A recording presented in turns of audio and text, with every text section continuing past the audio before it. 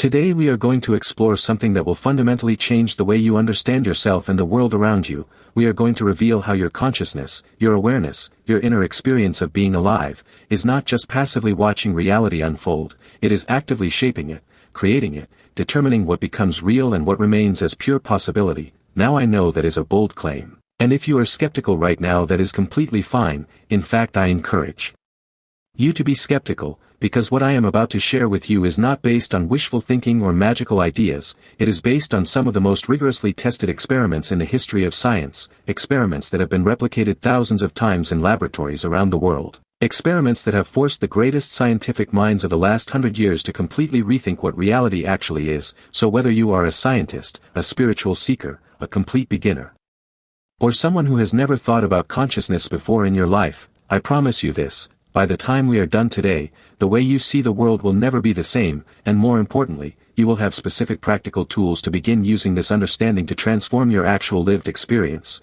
not just your intellectual understanding, but your daily reality. So settle in, get comfortable, and let us begin with something that will challenge everything you thought you knew about. How the universe works. In 1927, a group of the most brilliant human beings who have ever lived gathered in a room in Brussels, Belgium, for what would become the most important scientific conference in human history. It was called the Fifth Solvay Conference, and the list of people in that room reads like a hall of fame of human genius. Albert Einstein was there, Niels Bohr was there, Werner Heisenberg was there, Max Planck, the man who had started the entire quantum revolution, was there, Erwin Schrödinger was there, Wolfgang Pauli was there, Louis de Broglie was there. 29 of the most extraordinary minds the world had ever produced, gathered around a single table, to discuss a single problem, and that problem was this: the universe at its most fundamental level does not behave the way anyone expected, and the implications of that are so profound that nearly a century later we are still struggling to fully absorb them. Here is what they discovered: at the smallest scales of reality, at the level of atoms and subatomic particles, the building blocks of everything that exists, matter does not behave like solid predictable objects. Instead it behaves like something else entirely, something that defies common sense, something that seems to respond to whether or not anyone is watching it. This discovery came from an experiment called the double-slit experiment, and it is the single most important experiment in the history of physics. So let me walk you through it carefully, because understanding this experiment is the key to understanding everything else we are going to discuss today. Imagine you have a wall with two narrow slits cut into it, and behind that wall you have a screen that can detect where particles land. Now you fire individual particles, one at a time, through the two slits toward the screen. Common sense tells you that each particle should go through one slit or the other and land on the screen in one of two clusters, one cluster behind each slit. That is what you would expect if particles were tiny solid objects like miniature billiard balls, but that is not what happens. Instead, when you fire many particles one at a time through the slits, they create something called an interference pattern on the screen, a pattern of alternating bright and dark bands that is the signature of a wave, not a particle. Somehow each individual particle seems to be going through both slits simultaneously, interfering with itself like a wave, and then landing on the screen as a particle. The particle is behaving as both a wave and a particle at the same time, existing in multiple places simultaneously, in a state of pure possibility. But here is where it gets truly extraordinary: when you place a detector at the slits to observe which slit each particle actually goes through, the interference pattern disappears. The particles start behaving like normal solid objects, going through one slit or the other and landing in two simple clusters. The wave behavior vanishes, the multiple possibilities collapse, and each particle chooses one definite path, one definite reality. The act of observation itself changes how reality behaves. Let me repeat that, because it is the most important thing you will hear today. The act of observation changes how reality behaves. When no one is looking, particles exist as waves of probability, as fields of possibility, as potential realities that have not yet been decided. But the moment consciousness enters the picture, the moment someone observes or measures or interacts with the system, all that possibility collapses into one single definite reality. This is called the observer effect, and it has been confirmed by thousands of experiments over nearly 100 years. It is one of the most well-established facts in all of science, and yet most people have never heard of it, and the ones who have often dismiss it because the implications are so unsettling. Now let me tell you why this matters so much. Because if observation determines which possibility becomes reality at the quantum level, and if everything in the physical world is made of quantum particles, then the role of consciousness in shaping reality is not a minor footnote in physics. It is the central question of existence itself, and the greatest minds in physics knew this. Max Planck, The father of quantum physics, the man who literally started the entire field, said, and I am quoting him directly, "I regard consciousness as fundamental, I regard matter as derivative from consciousness, we cannot get behind consciousness, everything that we talk about, everything that we regard as existing, postulates consciousness." The man who founded quantum physics concluded that consciousness comes first and matter comes second, that the physical world is not the foundation of reality but a product of something deeper, something rooted in awareness itself. Erwin Schrödinger, another founder of quantum mechanics, wrote that consciousness is a singular of which the plural is unknown, that there is only one consciousness and what seems to be a plurality is merely a series of different aspects of this one thing. Eugene Wigner, Nobel Prize winner in physics, argued that consciousness is necessary for the equations of quantum mechanics to even work, that without an observer the mathematics has no solution, and John Wheeler, one of the most influential physicists of the 20th century, proposed what he called the participatory universe, the idea that observers are not just watching the universe from the sidelines, they are participating in bringing it into existence with every act of observation. These are not mystics or philosophers or self-help authors, these are the architects of modern physics, the people who built the mathematical and experimental framework that makes your smartphone work, that makes nuclear energy possible, that makes MRI machines scan your body, and they are all saying the same thing. Consciousness is not a side effect of reality, consciousness is what makes reality real. Now here is the problem that most of us face, despite this extraordinary evidence, despite the fact that the most successful scientific theory in human history points directly to the creative power of consciousness, most people on this planet still believe the opposite. They still believe that reality is fixed, that the world exists independently of their experience of it, that consciousness is nothing more than a chemical accident happening inside their skulls, and this belief, this inherited, unexamined assumption, creates a very specific kind of suffering. It creates the suffering of powerlessness. Think about what it means to believe that your consciousness does not matter. It means that your thoughts are irrelevant, your feelings are meaningless biochemical noise, your intentions have no power, your awareness is just a flickering light that will eventually go out, and the universe will continue without noticing. If that is your operating belief, and for most people it is even if they have never articulated it, then of course you feel powerless, of course you feel small, of course you feel like life is something that happens to you rather than something that flows through you, because your entire model of reality tells you that you are insignificant, that consciousness is worthless, that the inner world has no effect on the outer world, and so you do what anyone would do with that belief, you ignore your inner world entirely and you focus all your energy on trying to control the outer world. You chase money because you believe that external wealth is the only real wealth. You chase status because you believe that external validation is the only real validation. You chase relationships because you believe that external love is the only real love. You chase accomplishment after accomplishment because you believe that external achievement is the only real proof that your existence matters. And when those things fail to make you happy, when the money does not fill the void, when the status does not quiet the anxiety, when the relationship does not heal the loneliness that lives deeper than any other person can reach, you do not question the model, you blame yourself. You think something is wrong with you, you think you are not trying hard enough, not working hard enough, not good enough, when the truth is that nothing is wrong with you. What is wrong is the map you were given. The model of reality that says consciousness is powerless was never true, it was an assumption that the very science it claimed to be based on has now thoroughly disproven.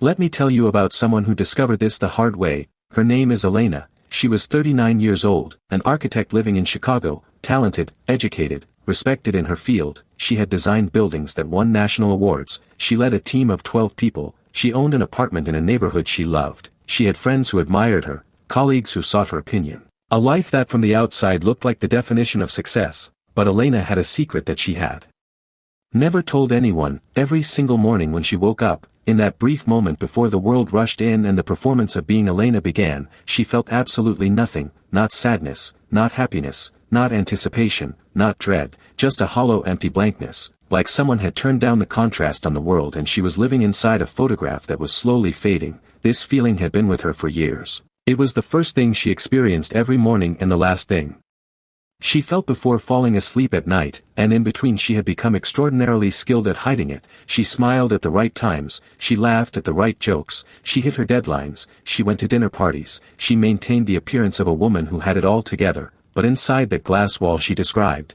the one that separated her from her own life, she felt like she was slowly disappearing. Elena had tried everything to fix this. She had been to 3 different therapists over 8 years, she had tried 2 different antidepressants, she had done cognitive behavioral therapy, she had tried meditation apps, she had done yoga retreats, she had read every self-help book she could find, she had changed jobs twice, she had ended 2 relationships, she had moved apartments 3 times, she had tried cutting out sugar, she had tried running marathons, she had tried volunteering, she had tried everything that the world tells you to do when you feel empty, and none of it worked. Not really. Some things help for a few weeks, some things help for a few months, but eventually the glass wall always came back, thicker than before, and Elena began to wonder if maybe she was just built this way, maybe some people are simply incapable of feeling fully alive, maybe this is just who she was. And then a friend invited her to a weekend workshop on consciousness and perception. Elena almost said no. She was tired of trying things that did not work, tired of getting her hopes up only to have them deflated again, but something in her said yes, some small quiet part of her that had not given up completely, and she went. And on the second day of that workshop something happened that she still describes as the most important moment of her life. The facilitator, a woman with kind eyes and a calm voice, looked at the group and asked a question. She said, what if the emptiness you feel is not a problem to be solved? What if it is a signal to be listened to? What if the numbness, the disconnection, the sense of watching your life from behind glass, is not a malfunction of your consciousness but a communication from your consciousness, telling you that the reality you have constructed does not match the reality you are designed to inhabit? Elena said she felt something shift in her chest when she heard those words, like a door that had been painted shut for 20 years suddenly cracking open, and in the light that came through that crack she saw something she had never seen before. She saw that every major decision she had ever made, her career, her relationships, her goals, her daily habits, her definition of success, had been based on what other people expected of her, what society told her she should want, what her parents had modeled, what her peers were chasing. She had spent 2 decades building a life from a blueprint that was never hers, and her consciousness, that deep unchanging awareness that had been watching from behind the glass, had been trying to tell her this for years. The emptiness was not a disease, it was a diagnosis. Her consciousness was saying, this is not your life, this beautiful, impressive, successful life is not yours. It belongs to someone else's idea of who you should be, and until you start listening to what you actually want, what you actually feel, what you actually are, the glass will only get thicker. This is not just Elena's story, this is the story of millions of people who are living lives that look right but feel wrong, and the psychology behind it has been studied extensively. Carl Jung called it the persona, the mask we wear to meet the demands of the social world, and he warned that when we identify too completely with the persona, when we mistake the mask for the face, we lose contact with what he called the self, the deeper center of consciousness that knows who we really are. Abraham Maslow described this as the difference between deficiency motivation and being motivation, between doing things because you are trying to fill a hole versus doing things because they are an expression of who you actually are. Modern researchers call it the authenticity gap, the measurable distance between a person's inner experience and their outer behavior, and the research is remarkably consistent. The larger the gap, the greater the suffering. People with high authenticity scores, meaning their actions closely match their inner values and feelings, consistently report higher well-being, greater life satisfaction, more positive emotions, stronger relationships, better physical health, and greater resilience in the face of adversity. People with low authenticity scores, meaning they are performing a version of themselves that does not match what they actually feel, consistently report higher rates of depression, anxiety, chronic stress, burnout, relationship difficulties, and even physical illness. The research goes even deeper than psychology. Studies in psychoneuroimmunology, which examines how psychological states affect the nervous system and immune system, have found that chronic inauthenticity is associated with measurably elevated cortisol levels, which is the body's primary stress hormone. It is associated with suppressed immune function, increased systemic inflammation, disrupted sleep architecture, and higher rates of cardiovascular disease. Your body knows when you are out of alignment with your consciousness, even when your mind has gotten very good at pretending everything is fine. Every cell in your body is receiving the signal that something is wrong, and it is responding accordingly. Consciousness is not just a philosophical abstraction, it is a biological reality, and when you suppress it, when you override it with external expectations and inherited definitions of success, the consequences show up not just in your mood but in your blood work. So what is the solution? How do you close the gap between your inner consciousness and your outer reality? How do you stop building your life from blueprints that were never yours and start creating from the inside out? The answer begins with a fundamental shift in how you understand the direction of causation between consciousness and reality. Most people believe it works like this. first reality happens. Then consciousness responds to it, the world presents you with circumstances, and then you react, think, feel, and decide based on those circumstances. In this model, consciousness is always secondary, always downstream, always a response to something that already exists, but everything we have discussed today, the double-slit experiment, the observer effect, the conclusions of Planck, Schrödinger, Wigner, and Wheeler, the psychology of authenticity, the biology of alignment, all of it points in the opposite direction. Consciousness does not respond to reality, consciousness generates reality, not in some vague mystical way, in a very specific measurable way. Your beliefs determine what you perceive, your perceptions determine how you interpret, your interpretations determine what you feel, your feelings determine what you decide, your decisions determine what you do, your actions determine what reality becomes. This is not a metaphor. This is the actual causal chain through which your inner world creates your outer world, one link at a time, every single day. Whether you are aware of it or not, and the difference between living unconsciously and living consciously is simply this: when you are unconscious, the chain runs on autopilot, your inherited beliefs generate your default perceptions, which generate your habitual emotions, which generate your automatic decisions, which generate the same reality over and over again. But when you become conscious, when you learn to intervene at any point in that chain, when you question a belief, redirect your attention, reframe an interpretation, choose a different emotional response, make a deliberate decision, you change the output, you change reality itself, not by magic, by mechanism, the same mechanism that has been running your life on autopilot, now running it on purpose. This is what mastery means. This is what it means to say that consciousness controls reality. It does not mean that you can think a new car into existence by closing your eyes and wishing really hard. It means that the quality of your consciousness, the depth of your awareness, the clarity of your beliefs, the direction of your attention, the intentionality of your choices, directly and measurably shapes the reality you experience and ultimately the reality you create in the physical world around you.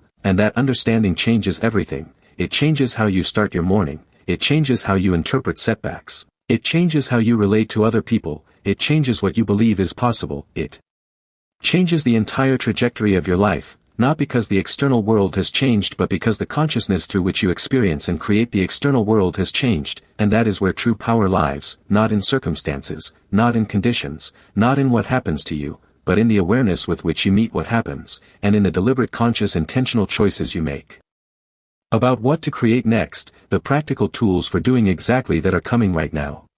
Now that we have established the science, the story, and the psychology of how consciousness shapes reality, it is time to get into the most important part, the practical tools, the specific daily practices that will allow you to take everything we have discussed and turn it from intellectual understanding into lived experience, because knowing that consciousness creates reality is interesting, but using that knowledge to actually transform your life is everything. I am going to give you 5 practices today. Each one is grounded in peer-reviewed research from neuroscience, cognitive psychology, and behavioral science. Each one takes only minutes per day, and each one targets a different layer of the consciousness to reality chain that we discussed earlier: beliefs, perception, attention, emotion, and identity. If you apply even one of these consistently for 30 days, you will notice measurable shifts in how you experience your life. If you apply all 5, the transformation will be profound. So let us begin. Practice 1, the perception audit. This is the foundational practice, and I want you to start here because everything else we are going to discuss depends on it. Here is the core insight behind this practice: you do not see reality as it is, you see reality as you are. This is not a philosophical opinion, this is a well-documented finding in cognitive neuroscience. Your brain receives approximately 11 million bits of sensory data every second from your eyes, ears, skin, nose, and tongue. But your conscious mind can only process about 40 to 50 bits per second. That means that in every single moment of your life your brain is discarding 99.999% of available reality and constructing your conscious experience from a tiny curated selection of data. And here is the crucial question: what determines which data gets selected and which data gets discarded? The answer is your existing beliefs, expectations, emotional states, and habitual patterns of attention. Your brain is not showing you what is there, it is showing you what it thinks matters based on what you already believe. This means that two people standing in exactly the same room, looking at exactly the same scene, can have genuinely different perceptual experiences, not because they are interpreting reality differently, but because their brains are literally constructing different realities from the same raw data. One person sees threat while the other sees opportunity, one person notices criticism while the other notices support. One person experiences scarcity while the other experiences abundance, and neither of them is wrong. They are both experiencing the reality that their consciousness is constructing, and that construction is happening automatically, beneath the level of conscious awareness, unless you learn to interrupt it.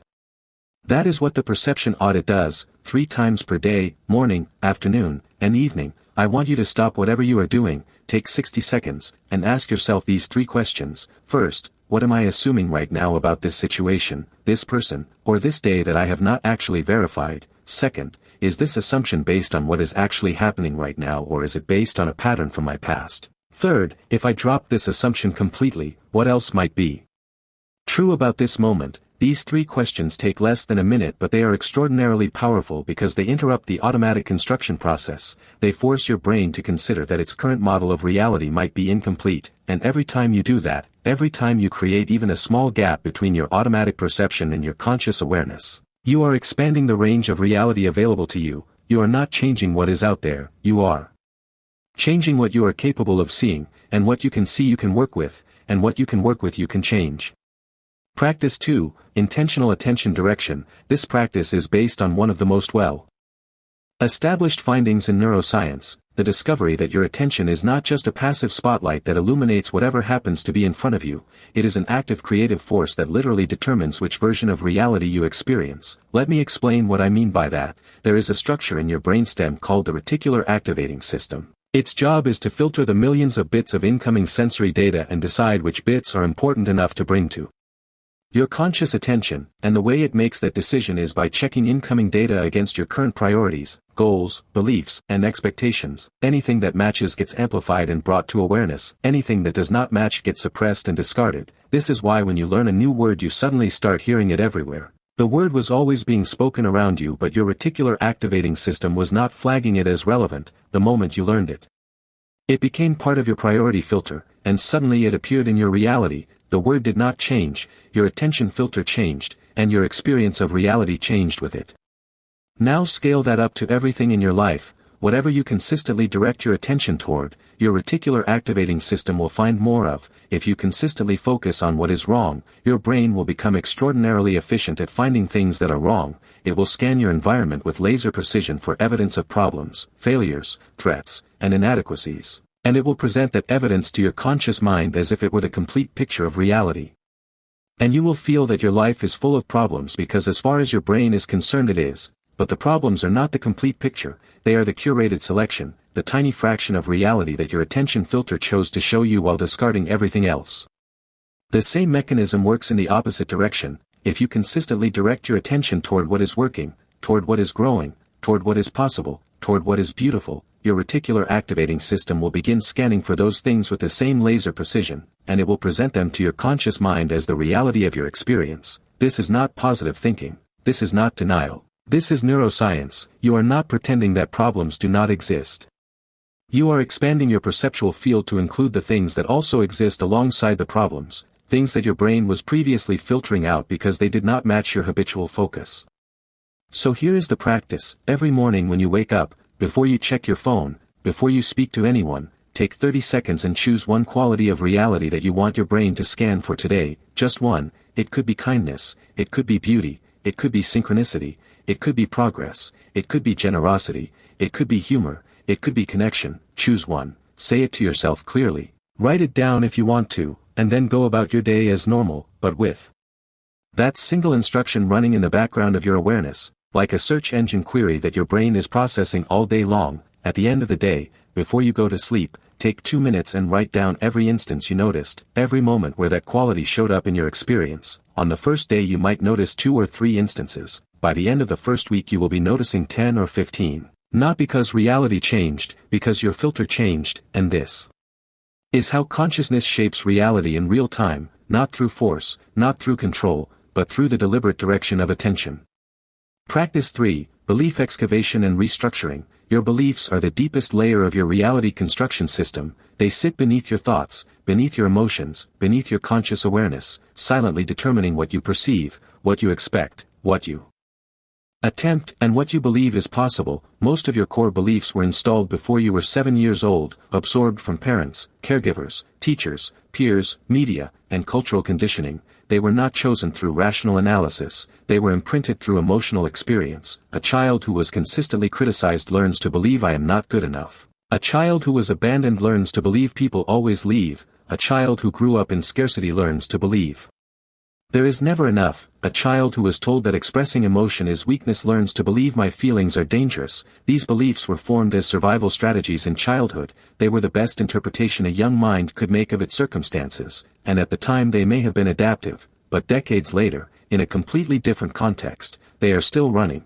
still filtering, still constructing a reality that matches a world that no longer exists. You are an adult now, living in different circumstances, with different resources and different capabilities, but your reality construction system is still running childhood software, and until you update that software your consciousness will continue creating reality based on outdated information.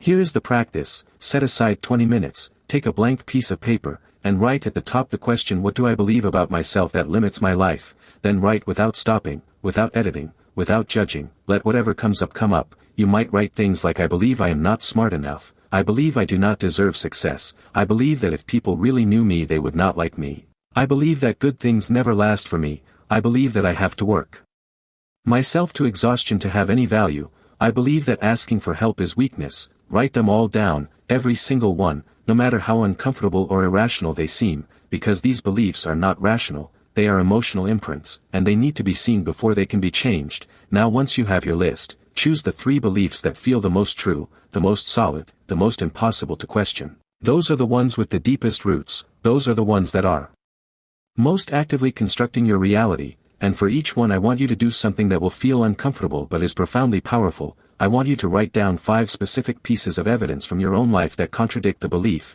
If the belief is I am not good enough, write down 5 times you were more than enough, 5 times you succeeded, 5 times someone genuinely valued you. If the belief is people always leave, write down 5 people who stayed, 5 relationships that endured, 5 moments of loyalty and commitment. Your brain will resist this exercise. It will tell you that the contradictory evidence does not count, that those were exceptions, that the belief is still fundamentally true, that resistance is the belief system defending itself, because your brain values consistency more than accuracy. It would rather maintain a false belief that is familiar than accept a true reality that is new. But every piece of contradictory evidence you write down is a crack in the old filter, and through those cracks new light gets in, new possibilities become visible, new realities become available. You are not lying to yourself, you are not making things up, you are simply allowing your consciousness to include information that was always there but was being systematically excluded by a filter that was installed before you had any choice in the matter.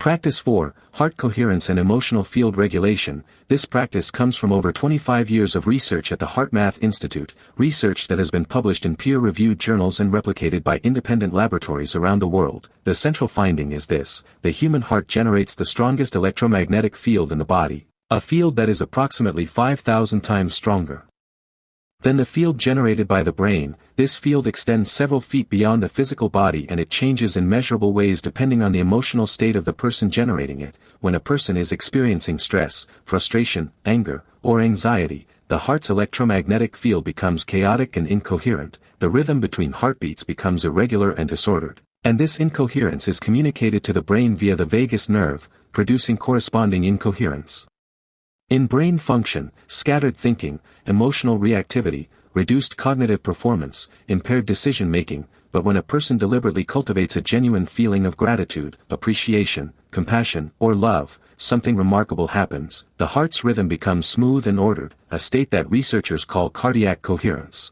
And this coherence radiates outward through the electromagnetic field and upward through the vagus nerve to the brain, producing measurable changes in brain function. The prefrontal cortex becomes more active, supporting clear thinking, wise decision-making, and self-awareness. The amygdala becomes less reactive, reducing fear-based responses and emotional hijacking. Cortisol levels drop, immune function improves, inflammation decreases. This is not relaxation, this is not just feeling good. This is a measurable neurological state that fundamentally alters how your brain processes information, how your consciousness constructs reality, and how your body functions at the cellular level. Here is the practice: twice per day, once in the morning and once before sleep, sit comfortably, close your eyes, and shift your attention from your mind to the center of your chest, to the area of your heart. Begin breathing slowly and rhythmically. Breathe in for 5 counts and out for 5 counts. Maintain this rhythm, and as you breathe, begin to cultivate a genuine feeling of gratitude or appreciation, not just the thought of gratitude, the actual felt sense of it in your body. Think of a specific person you love, a specific moment that moved you, a specific experience that filled you with genuine appreciation, and let that feeling expand from your heart through your entire body. Stay with this for 5 full minutes, 5 minutes of heart-focused breathing with genuine positive emotion. What you are doing is shifting your entire system, heart, brain, nervous system, hormonal system, immune system, into a state of coherence, a state where all of these systems are synchronized and working together harmoniously. And research shows that this state does not just feel better, it literally changes how your brain constructs your experience of reality. You perceive more accurately, you make better decisions, you respond rather than react, you see possibilities rather than problems, you create from intention rather than from fear. And with consistent practice, this coherent state becomes your new baseline, not just during the practice but throughout your day. Your default state shifts from incoherent reactivity to coherent creativity, and your reality shifts with it. Practice 5, Identity Rehearsal. This is the most advanced practice, and it targets the deepest layer of the consciousness to reality chain, your sense of identity, who you believe yourself to be. Because here is something that most people never realize: your identity is not a fixed thing. It is not an objective fact about you that was determined at birth and cannot be changed. Your identity is a construct, a story, a collection of beliefs about who you are that was assembled over time from experiences, feedback, cultural conditioning, and repetition. And this identity construct is the master filter through which your consciousness creates reality. It determines everything: what you believe you deserve, what you believe you are capable of, what you pay attention to, what you ignore, how you interpret events, what emotions you habitually feel, what decisions you make, what actions you take, and ultimately what reality you create. When your identity says "I am someone who struggles," your consciousness will reliably create a reality full of struggle. When your identity says "I am someone who is lucky," your consciousness will reliably create a reality full of fortunate coincidences, not through magic, through the mechanism we have been discussing all episode. Beliefs shape perception, perception shapes emotion, emotion shapes behavior, behavior shapes reality, and identity is the deepest belief of all. The practice is based on a remarkable finding in neuroscience: your brain does not clearly distinguish between a vividly imagined experience and an actual one. When you vividly imagine performing a physical movement, the same motor cortex regions activate as when you actually perform it. When you vividly imagine an emotional experience, the same limbic system activates and the same hormones are released as when you actually live it. Your nervous system treats vivid imagination as a form of real experience, and it updates your neural wiring accordingly. This means that you can rehearse a new identity, a new way of being, a new version of yourself, and your brain will begin building the neural infrastructure to support it before you have even manifested it in the physical world. You are pre-wiring yourself for a new reality. Here is how to do it: once per day, for 10 to 15 minutes, sit or lie comfortably, close your eyes, and step into the lived experience of the version of you that has already created the reality you desire. Not visualize it from the outside like watching a movie of yourself. Step inside it, be in it, feel it. How does this version of you carry their body? How do they breathe? How do they speak? What is the quality of their presence when they walk into a room? How do they handle difficulty?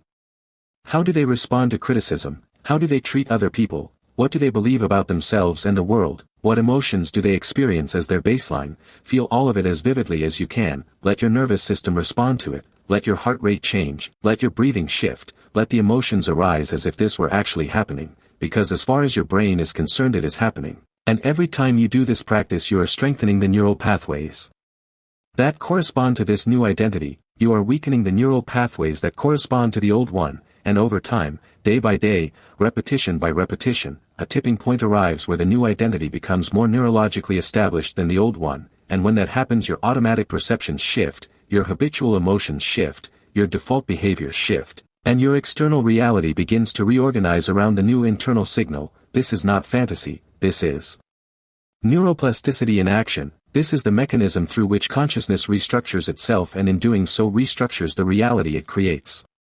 We have covered an extraordinary amount of ground today. We began with the most profound discovery in the history of physics, that at the quantum level reality does not exist in a definite state until consciousness observes it. We explored how the greatest physicists who ever lived concluded that consciousness is not a product of reality but that reality is a product of consciousness. We heard Elena's story, a woman who had built an entire life from someone else's blueprint and whose consciousness was communicating with her through years of emptiness and disconnection, trying to tell her that the reality she had created did not belong to her. We explored the psychology of authenticity and alignment and the measurable biological consequences of living out of sync with your true self, and then we got deeply practical with 5 specific evidence-based practices. The perception audit that interrupts your brain's automatic reality construction, intentional attention direction.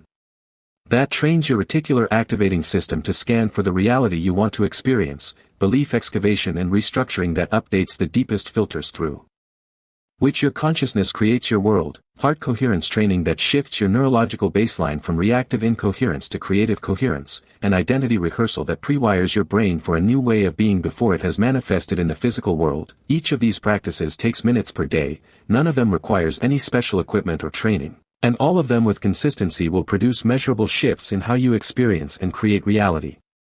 But I want to leave you with something that goes beyond practices and tools. I want to leave you with a truth that has the power to change not just what you do but who you understand yourself to be. You have never been separate from reality. You have never been a small powerless observer trapped inside a mechanical universe that does not care whether you exist. That story was a model, a useful model for building bridges and airplanes, but a false model for understanding what you are and what you are capable of. The deeper truth, the one that quantum physics, neuroscience, and psychology are all converging on from different directions, is that you are not in the universe is in you. You are a field of consciousness, awareness itself, temporarily focused through a human body, in a world that your awareness is actively continuously and inescapably participating in creating. Every thought you think is a creative act, every belief you hold is a filter that selects which possibilities become real. Every moment of attention is a vote for which reality comes into being. Every emotion you feel is a signal that ripples through your electromagnetic field and into the fabric of your experience. You are not watching the show,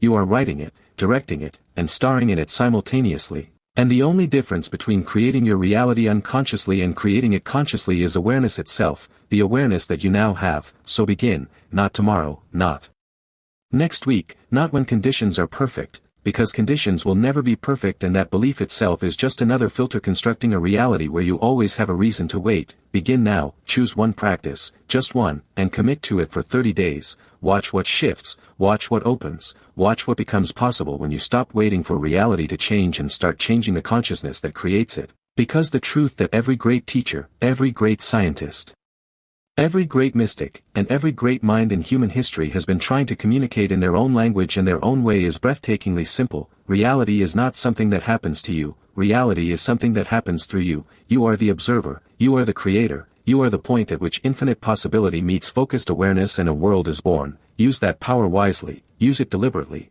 use it with love, and watch what happens when you do.